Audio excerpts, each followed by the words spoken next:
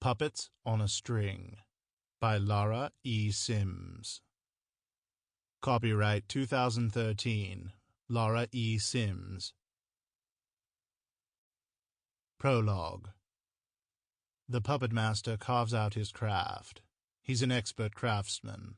Slowly he tightens the string and tests out limits. No one knows where he learned his trade or who taught him. His cunning and somewhat devious mind is always working. He's the master of manipulation. Complicated workings are simple to him. He is the master of destiny. Fate was decided on his decisions. He moved his hand and people lived or died. The flip of a coin was bull. It was all up to him. Offend him at your peril. He isn't God. God is the only person the puppet master answers to. But God gives him a free rein, most of the time. This evening he is carving out the new characters, in the latest soap opera called Life. He pulls the strings recently glued, and it dances to his touch. Time slows when he asks. The third in line is the timekeeper. He can turn back time.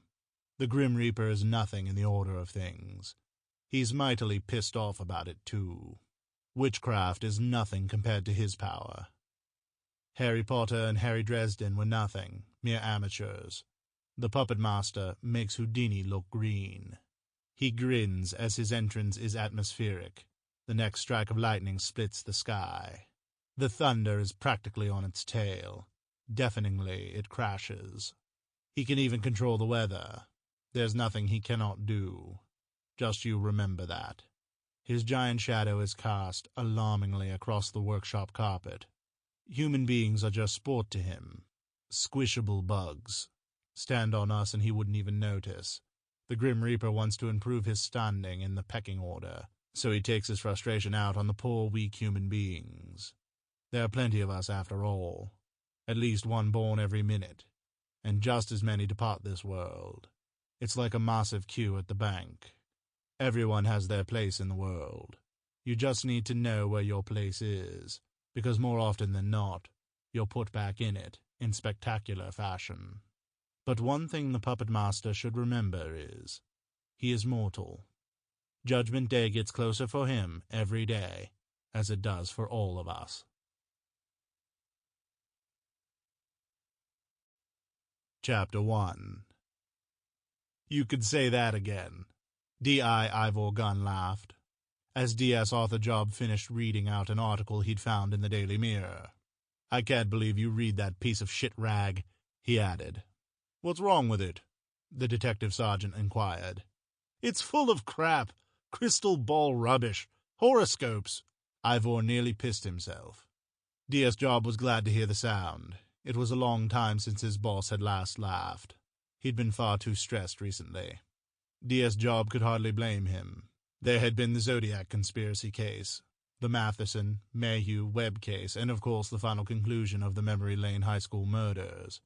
Ivor had made it his personal mission to bring these three cases to a close, and taken it hard when this had proved difficult. The only one of those cases that remained anywhere near resolved was the Zodiac case. In the Matheson case, Zachary Mayhew and Danny Webb were still milking their fame. Mayhew's real-life crime novel was still topping the bestseller list, a year after it had been published. It was showing no sign of being knocked off its perch either. Mayhew was a money-grubbing, gold-digging motherfucker, was Ivor's assessment. Right or wrong, they would never know. The case was closed. That particular horror would never resurface, except in nightmares. Hey, help me with the crossword clues, D.S. Job said to distract him. What's wrong, your brain not working? D.I. Gunn teased.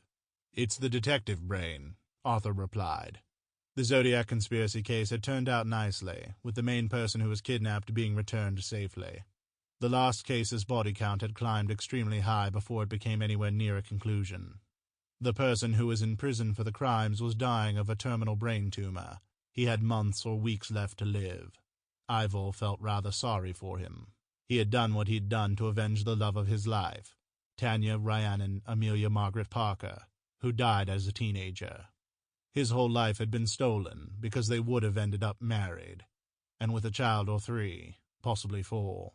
Their plans had been laid, and had she lived, they would no doubt have come to fruition. But Sample complete. Ready to continue?